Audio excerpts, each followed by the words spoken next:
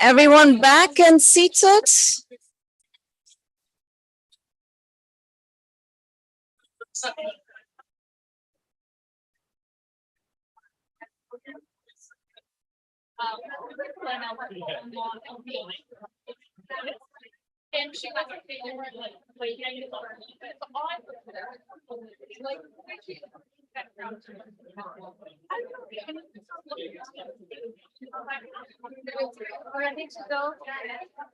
I can't figure out how to pull up the Slido thing, but we'll put it.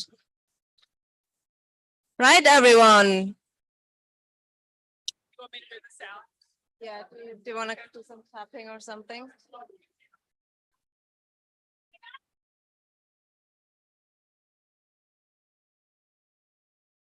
Thank you. And that's why I got her to chair the session, is because she's gonna like,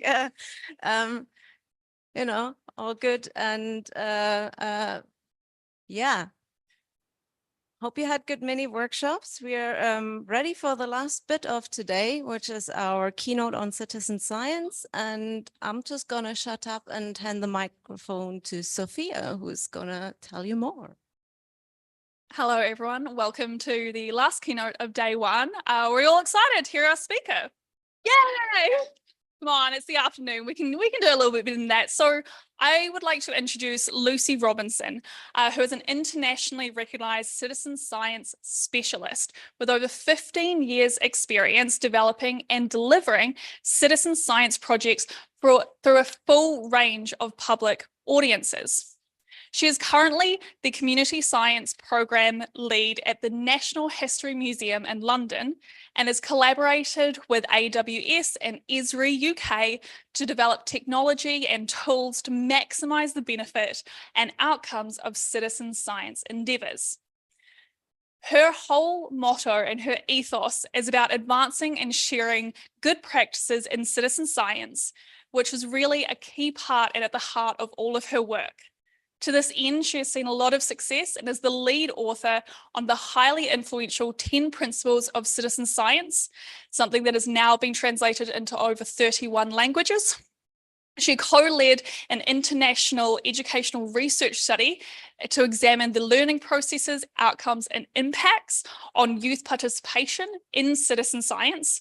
And she has held several leadership roles within the European Citizen Science Association. So without further ado, I will hand over to Lucy for her presentation. And if you would like to follow the link on Slido to submit your questions throughout the session, we will have time for Q&A at the end. Thank you. Lucy. Thank you so much for that lovely introduction. And thank you so much for inviting me to speak today as well. That was some great cheerleading. Thank you, Sophia. So I don't need to do so much intro to myself. Yep, I work at the Natural History Museum in London. Oh, my slides aren't moving on. Hang on. Oh, what's going on there? Ah, now they're moving on. Okay. Yeah, sorry. I work at the Natural History Museum in London, where I lead our community science programme, and I'm deputy head of the Centre for UK Nature. As you can see, I've got a science background. Software is not really my bag, so that's part of the reason I was really attracted to speak today. It's really great to get out of the echo chamber and to speak to people who are in different disciplines. And very much we need to team up across disciplines to achieve our goals. So what are our goals as a museum and for me in my work? So the museum's mission is to create advocates for the planet. And when we say that, we mean people who speak up on behalf of nature and take action to protect it. And creating advocates is such an important thing when we are facing a planetary emergency. We need to act with urgency. We need to be ambitious and team up to really address these massive, massive challenges that we're facing. So how do we do that? I work in the Centre for UK Nature. This is part of the museum's science department, but we work across the science and public engagement parts of the museum. And we have a whole range of different work strands, working with public audiences right from beginners who are inquisitive about something that they might have seen in nature, right through to amateur experts.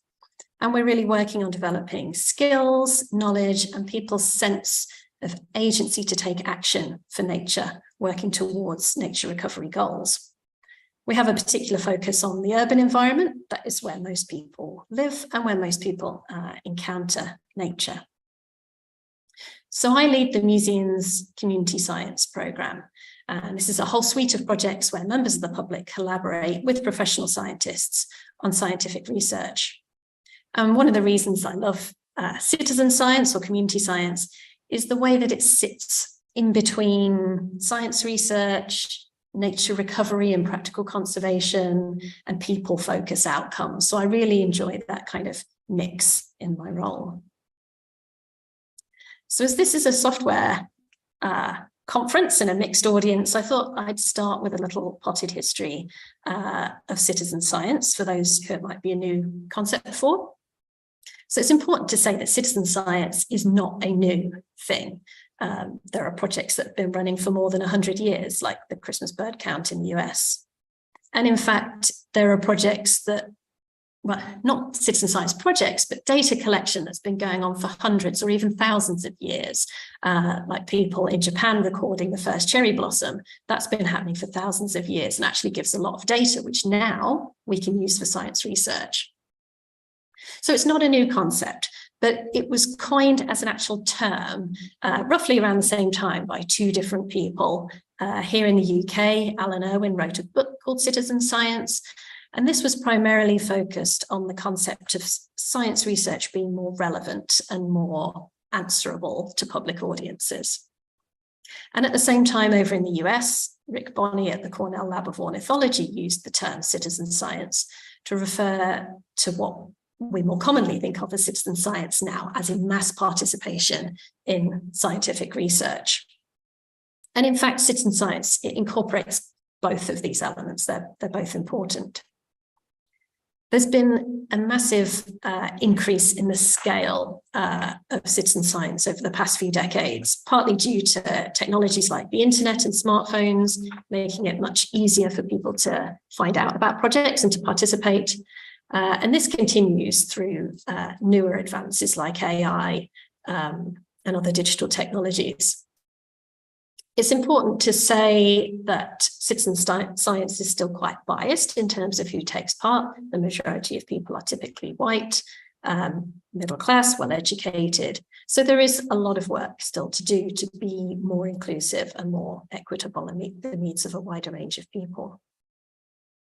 At the museum, along with a number of organisations, we've changed the name of our programme from citizen science to community science. That's partly because there's quite a lot of people who are not a citizen of the place that they live in, and citizen can be quite a politically loaded term. And as a field, we're aiming to be more inclusive, but also it better represents the fact that this type of science happens out there in communities and that it's a collective effort. It's not a one-on-one relationship between an individual citizen and a scientist. So I'll use the terms community science and citizen science interchangeably throughout this presentation. And it's important to recognise that changing the name doesn't address those equity and inclusion issues. So that's something that we're still working hard on. So during my 15 years at the museum, we've developed a whole range of different projects, lots of different styles, things that have helped us to innovate and try out different things.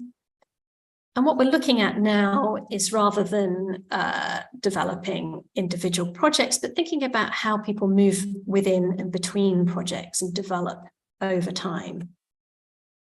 So we're thinking in terms of tiers of participation, from simple crowdsourcing projects with a very low barrier to entry, where participation might just be a single click online. I think you heard from Arfan, who co-founded the Zooniverse earlier today, and that's one of the platforms that we use.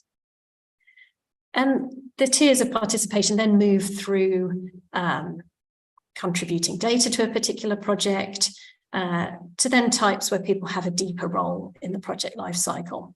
And really, we're thinking about roles when we're thinking about creating advocates for the planet. We want people to have this role of being an advocate, of feeling able to play different roles in a project and recognize their own expertise. And in science research, there are many roles. There's not just one that's being a scientist. There are designers, communicators, lab folk, trainers, ecologists. So we're trying to represent these different roles and encourage people to take on those different roles. So I'll briefly introduce a few of our current projects. The National Education Nature Park is our newest project. It launched in October. This is for nursery schools and colleges in England, and it allows them to map and monitor habitats and biodiversity on their site, and pairing that with practical nature recovery habitat enhancement actions. And I'll tell you a bit more about that project in a minute. We also have Nature Overheard, which is part of the museum's wider urban nature project. This particular project is asking people to make audio recordings of insects. And we're looking at developing algorithms that listen for insects within those audio recordings in the way that apps already exist that can hear bird song and can tell you what bird it is that's singing. We're looking to see how far can we go with insects. How can these types of recordings allow us to analyze a soundscape as a whole, so to understand the sounds that insects and birds might be making in comparison to human-made noises around traffic, etc., especially in urban environments. The Gene Pools project is a genetic project. People gather a scoop of water from a garden pond.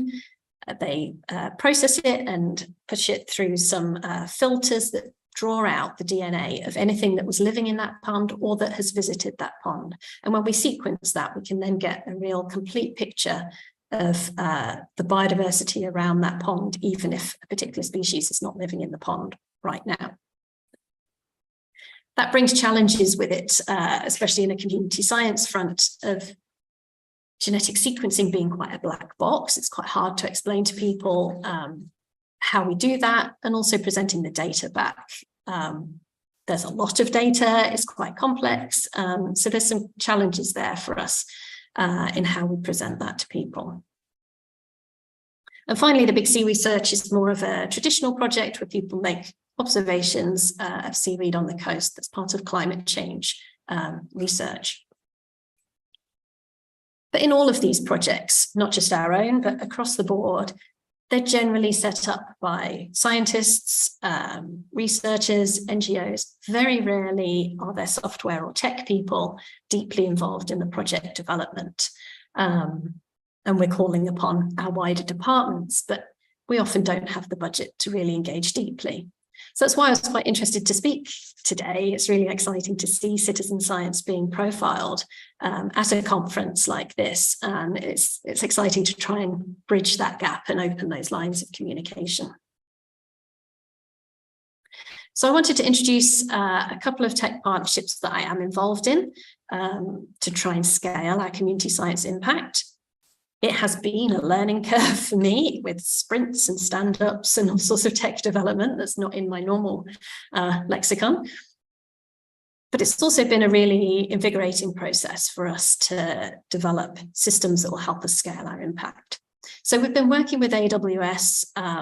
They're supporting us with our wider urban nature project, and specifically helping us to develop something called the data ecosystem, which is an infrastructure that will help us to bring together diverse data sets on UK biodiversity. So I don't expect you to be able to see all the detail of this, but essentially it's incorporating lots of different types of data into a single ecosystem. So there are visual observation data. So somebody sees a butterfly, they take a photo of it, it's collected as a biological record. But we also have environmental DNA data. For example, the sort that I described in the Gene Pools project there, where it comes from a scoop of pond water, for example, and audio data and environmental data. And it's not easy to integrate these different data sets and to combine them to generate new knowledge. Simple things even like how you name a particular species is different between a visual observation and a genetic code. And so our data ecosystem has a equivalence engine built in that will help us map across and compare between these data sets so that we can integrate different data types. The goal is for it to be a collaborative research environment where there is functionality built in that helps us to combine and analyze those data sets. It's important to say it's early days, so I don't have a whizzy front end to show, but these are the 5 data streams that we're starting with, and you can see they mirror the types of projects that I've just described that we're running. We're still developing ways to ingest data into the system, to verify data quality within the system, and to have interfaces where researchers can really work with those data. So it's early days, but it's exciting to see where this might go for scaling our impact. As I said, most community science projects are not run by people with kind of tech or data backgrounds. There are some notable exceptions. So these are some of the many pain points to handling and processing and sharing data. This list was generated through a consultation with land managers, NGOs, biological recorders, and citizen science project leaders. We know we're not making the best of kind of tech capabilities that are out there. So the data ecosystem is aiming to work towards addressing some of these pain points.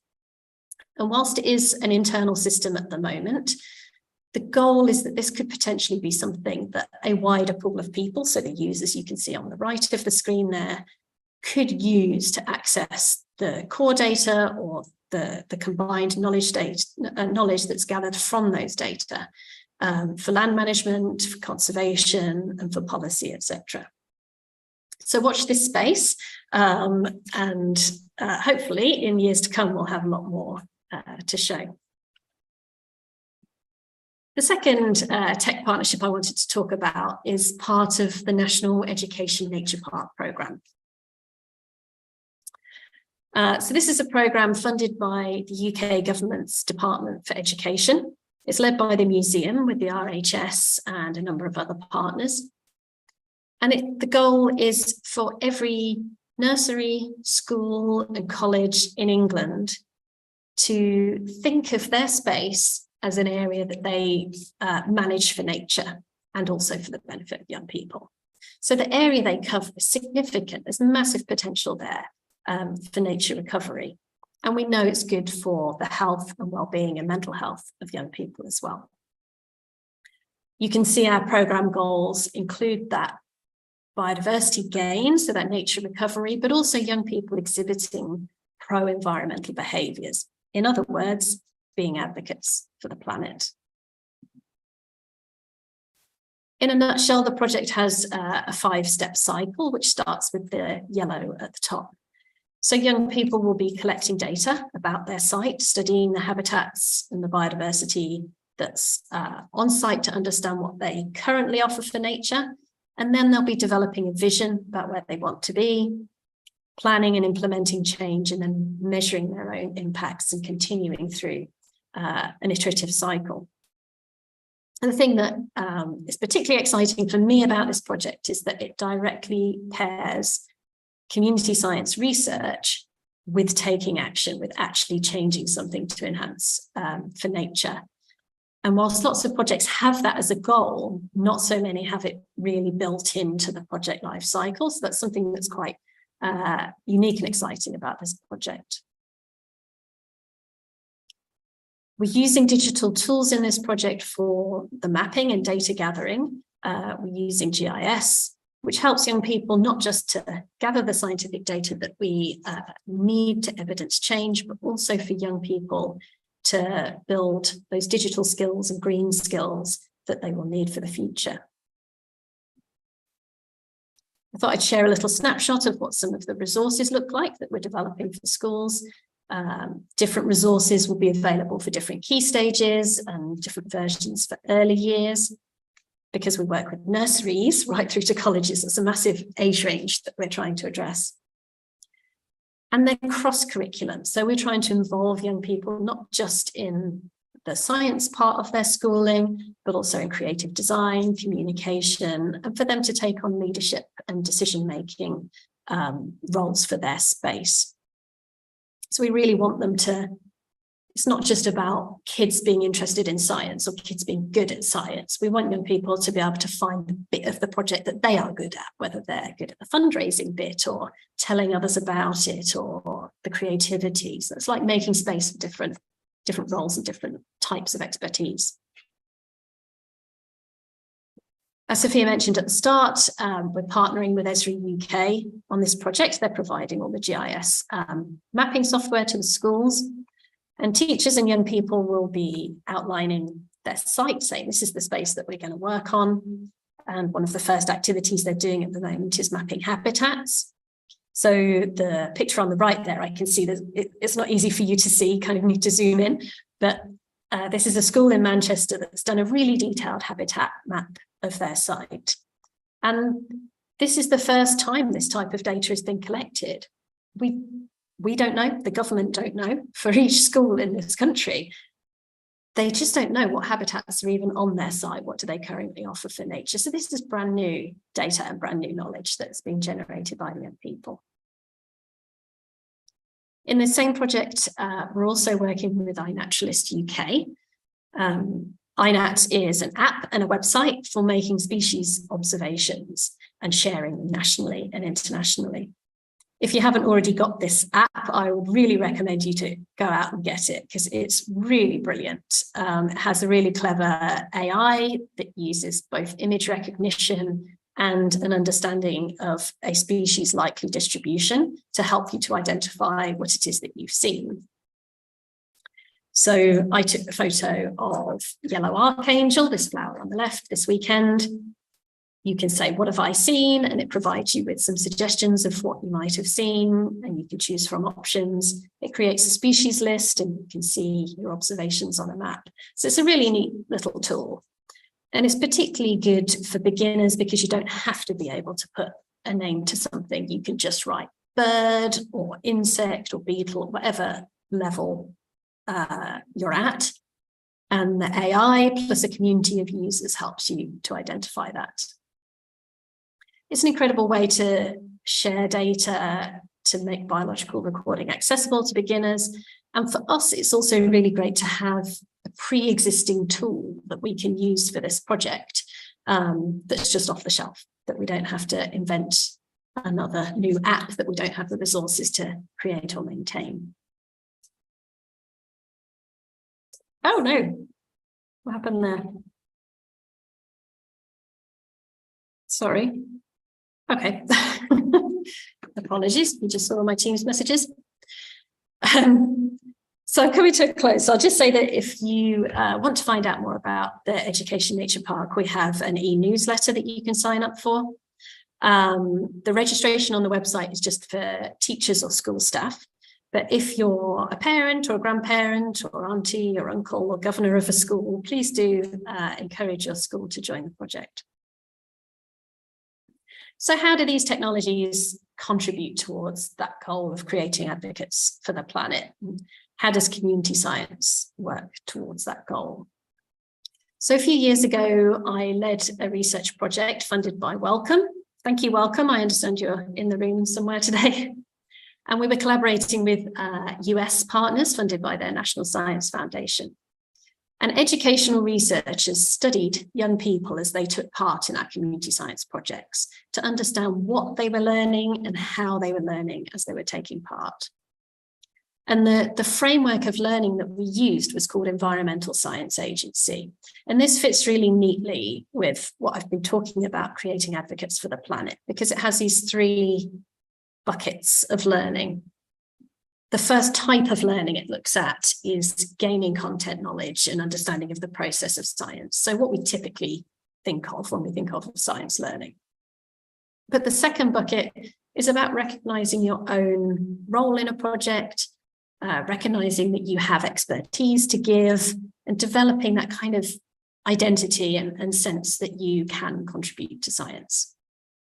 And the third part of environmental science agency is developing a personal, internal sense of agency that you can act. And agency is something that you might choose to enact in one situation and not in another, but it's that feeling that you can. And this is critical to creating advocates for the planet, because being an advocate is kind of a role and an identity. And to advocate, to do something, is an action. It requires you to have that sense of agency. So this really works for us, and it's something that we use as a framework in our community science program now to measure and understand our impact. And whilst this particular piece of research was on young people, we feel that this framework is relevant across all ages of people who take part in our projects. And the reason I love this research in particular is that it led to specific design features that we can try to build in to enhance these learning outcomes. So things like being responsible for data quality, for submitting or sharing your data with external audiences, particularly relevant in a schools setting that you know it's not just a classroom thing, that you're part of something in the wider world. Using tools, including digital tools, and learning how to use them correctly, developing expertise in them. And crucially, one of the biggest kind of take-homes for me from this research was positioning citizen scientists as the doer, not the helper. And so often in citizen science, we use the phrase, help scientists to do whatever. And that frames the scientist as the one who's doing the exciting thing or has the knowledge and the power and is doing the cool stuff, and the citizen scientist as the helper. And we're really trying to flip that so that we're now talking about ourselves as helping and supporting the citizen scientists to do what they want to do research in their space. They're the expert on their local area. They have the power to affect change in their local area in ways that we don't. So we're really focusing on that change in language, about how we talk about community science and how we talk about who has power in a project, and not positioning people as helpers. So I'll stop there. I could talk forever about that project. It's an exciting one for me. And so I'll stop there and I'll say thank you for your time and attention. Thank you so much for inviting me to speak today. I'll leave you with a very happy looking orchid. This was taken in a community science project we ran quite a few years ago now called Orchid Observers, but I'd like to leave on a smile. And I would be happy to take any questions if there are any. Thank you.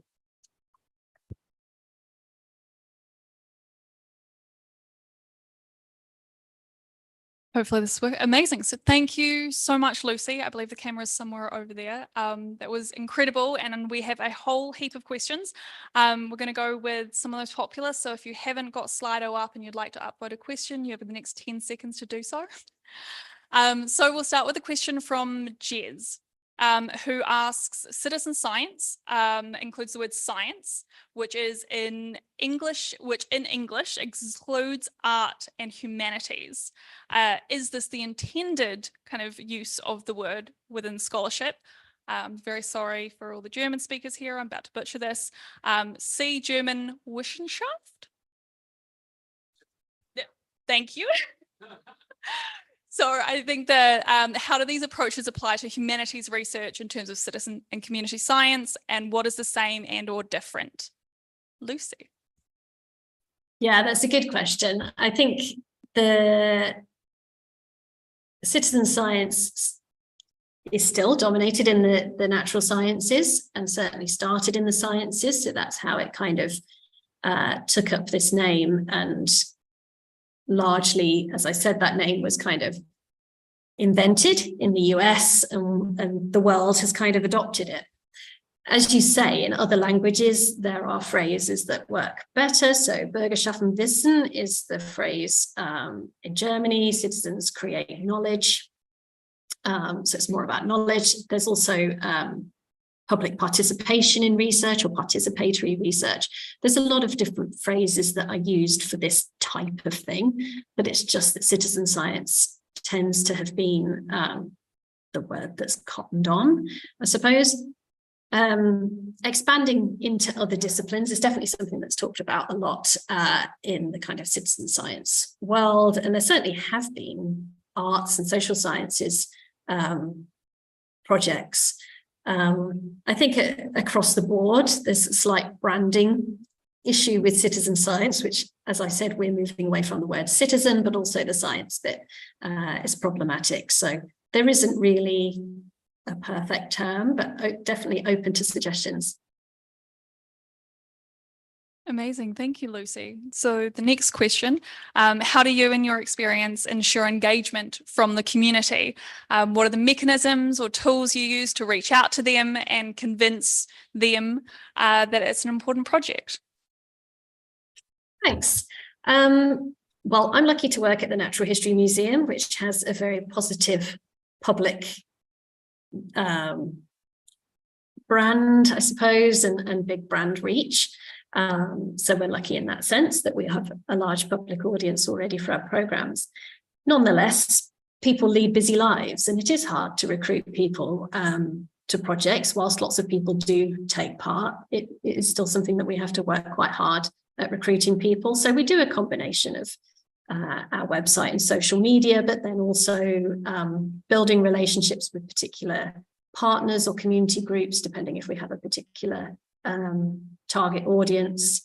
For the Gene Pools project, we're working in particular cities, and so we're partnering either with regional museums or other organisations in those cities to reach out into the community.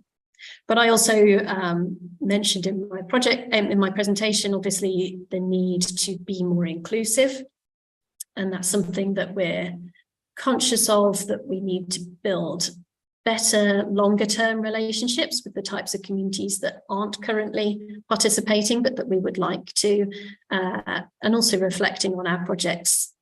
Do we need to adapt them to make them more relevant to different audiences? It's not the case that one size fits all.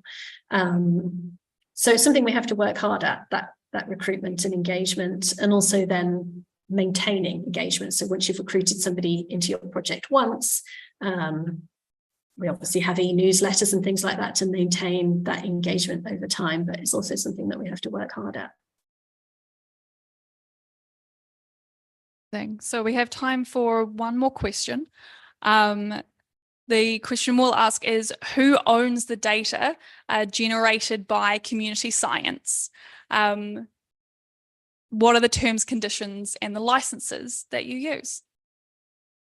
It varies between projects. So I'd say most community science projects select one of the Creative Commons licenses. So most are CC BY or CC0. In the National Education Nature Park, we've taken a deliberate choice to ask all participants to put a CC0 waiver license on their data. I mean, the people who submit their data own it. We're quite committed to open data and fair principles of data. Elsewhere in the museum, there are folk who work on these things much more than I do.